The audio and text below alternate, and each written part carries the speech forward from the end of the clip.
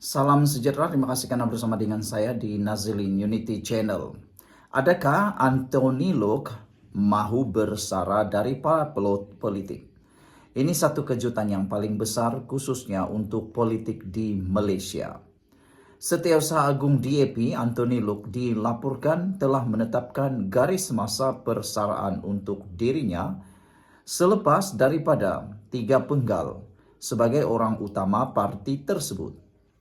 Menurut laporan Malaysia Kini, beliau berkata akan menuruti perlembagaan parti yang menghadkan seseorang memegang jawatan Setiausaha Agung selama 3 penggal dan tidak akan mendapat jawatan lain seperti pengerusi kebangsaan atau ahli jawatan kuasa eksekutif pusat CEC. Kata beliau, saya mahu bersara ketika berada di puncak, bukan tunggu sehingga orang tidak mahukan saya. Itu bukan hasrat saya. Saya mahu menentukan haluan sendiri dalam perjalanan politik ini, beliau dipetik berkata. Sekiranya dipilih untuk penggal terakhir sehingga 2031, beliau akan berusia 54 tahun dan tidak berhasrat untuk bertanding di dalam pilihan raya. Anthony Lok juga berkata bahwa kedudukannya sebagai Setiausaha Agung dan Menteri Kabinet sekarang adalah kemuncak kerjaya politiknya. Anthony Lok menambah bahwa beliau akan menumpukan perhatian terhadap pelaksanaan reformasi yang lebih berani dan menyediakan DAP supaya bersedia pada masa hadapan dengan mewujudkan ruang untuk pemimpin muda. Jika kita tidak mahu menyediakan peluang sekarang untuk mereka yang berumur 20-an atau 30-an, parti ini akan tua dalam 10 ke 20 tahun, katanya lagi.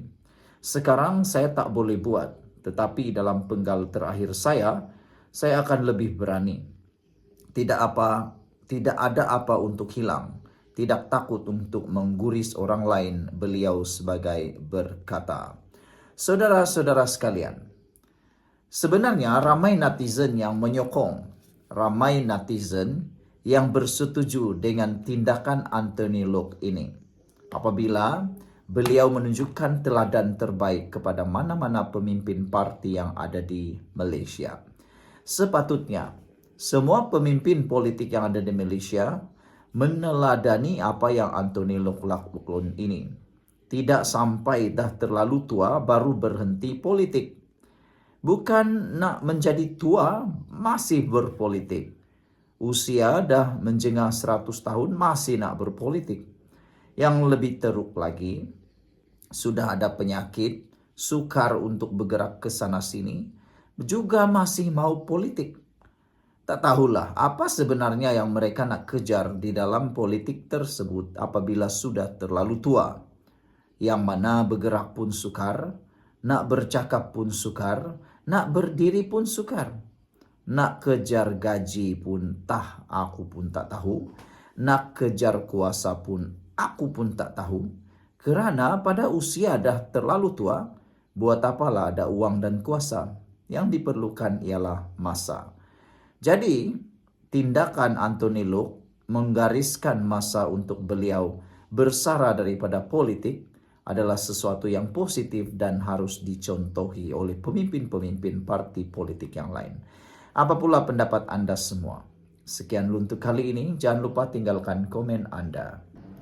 Salam sejahtera, terima kasih karena bersama dengan saya di Nazilin Unity Channel. Apa rahsia sebenar PAS di sebalik isu ladang babi? Jika tiada apa nak disorok, PAS patut benarkan. Razman jawab isu ladang babi. PAS digesa untuk memberi ruang kepada adun Gunung Semenggol. Razman Zakaria menjawab secara terbuka mengenai kontroversi ladang babi di kampung Tanjung Keramat yang dimainkan parti itu pada kempen di Air Kuning. Pada 2020 hingga 2022, Razman merupakan Exco Pertanian Negeri Perak yang secara langsung memegang portfolio berkaitan penternakan termasuk isu ladang babi. Setiausaha Amanah Perak Salman Saleh berkata, Selepas terdedah bahwa Razman yang bertanggung jawab dalam isu ini semasa pentadbiran PN, pemimpin PAS itu tidak diberikan ruang untuk bercakap kepada media. Kini, apabila isu ini dibangkitkan semula oleh PAS, kami difahamkan Razman sendiri tidak diberi ruang bercakap kepada media. Malah diletakkan di belakang tabir sepanjang kempen PRK Air Kuning. Oleh itu, kami menggesa PAS supaya memberi laluan kepada Razman untuk sekali lagi atau sekali sahaja tampil dalam sidang media dan jawab dengan jujur semua persoalan ini, katanya dalam satu kenyataan media petang tadi. Ketika ditanya media pada 2021, Razman menyatakan bahwa kerajaan tidak boleh tergesa-gesa kerana penternak telah melabur jutaan ringgit untuk mengurangkan masalah bau. Salman berkata kenyataan itu jelas memperlihatkan keengganan untuk bertindak sekaligus mendedahkan sikap pasif beliau terhadap isu yang kini cuba dijadikan alat kempen politik. Kata beliau, kalau tiada apa-apa hendak disorok, beri ruang kepada Razman untuk menjawab persoalan yang dibangkitkan, ujar beliau lagi.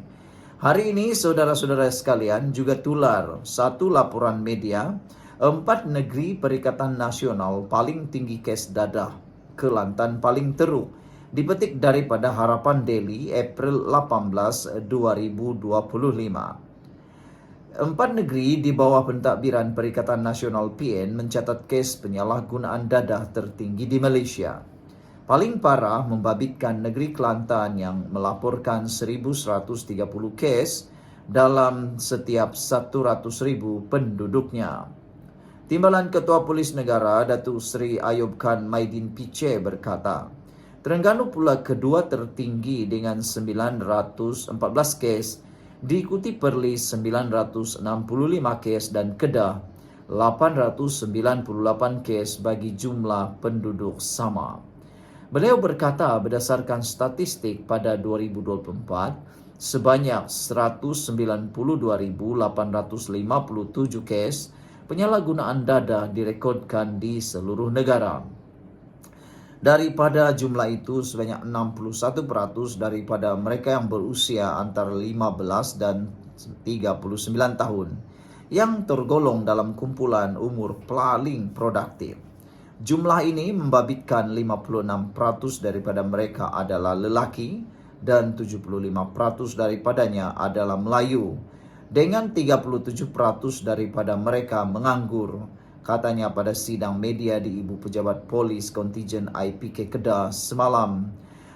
Pada itu, Ayub berkata daerah Pendang di Alor masih mencatatkan kes penyalahgunaan dadah tertinggi di seluruh negara, iaitu 1,798 bagi setiap 100,000 penduduk. Selepas Pendang, 4 daerah di Kelantan iaitu Kuala Krai, Bacok, Tanah Merah dan Pasir Putih mencatatkan kes penyalahgunaan dadah tertinggi di negara ini, katanya. Sekian untuk kali ini, jangan lupa tinggalkan komen Anda.